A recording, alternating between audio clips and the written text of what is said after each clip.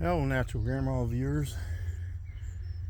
I've got something here that's been defeating me for a very long time. And tonight, as long as it proves out, I'll have it fixed. And I kept thinking I had to have help, but I'm getting stronger all the time from this broken leg. And so I've had that top off for a long time. That's a 4-hole Ritchie Frost Free. Supposed to do 75 head to each hole. Pretty nice to have out in the middle of your grazing cells. But then it has this top or bottom that goes with it. It's upside down there now. And I had the top off, but I had never taken the bottom off.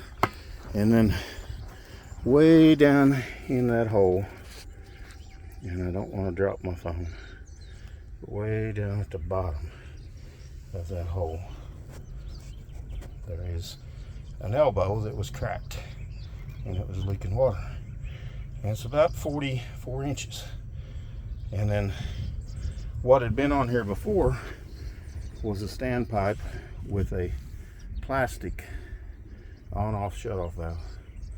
And folks, it was down in the ground a ways, down in that tube, to where we couldn't reach it to saw it off.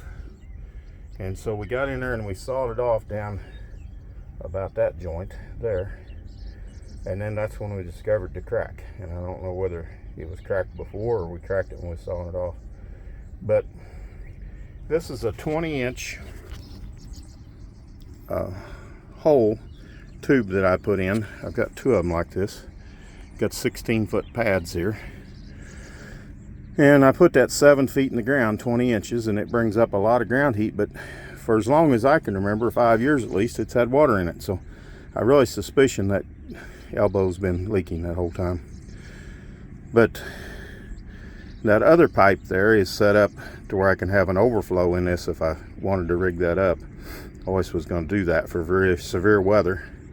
Have an overflow that I could come down here and then turn on a swirl valve like Dennis McDonald and Alan Powell and all of them use on their bigger tanks. And so anyways, I think I have fixed it. I think I have.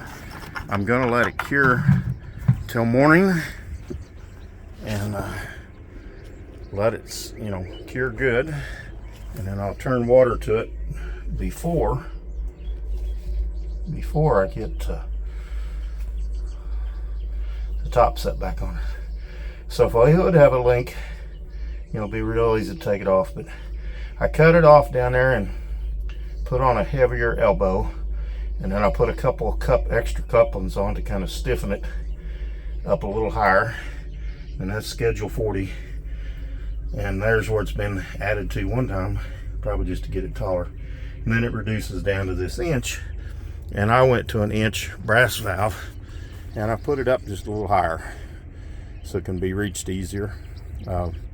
This water was something that Laura couldn't turn on and off. She couldn't reach it. And so the cattle have been having to back graze and walk back almost 1,800 feet,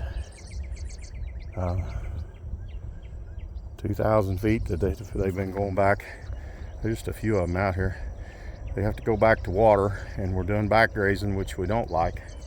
And so if this all works tomorrow, I'll have this back on here, and then I've got a quick coupler over there in that terrace.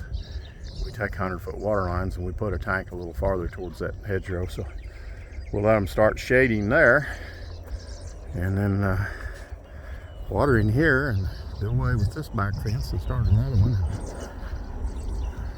Tomorrow will be a brighter day at Natural Grandma, where we wish you were having this good Natural Grandma.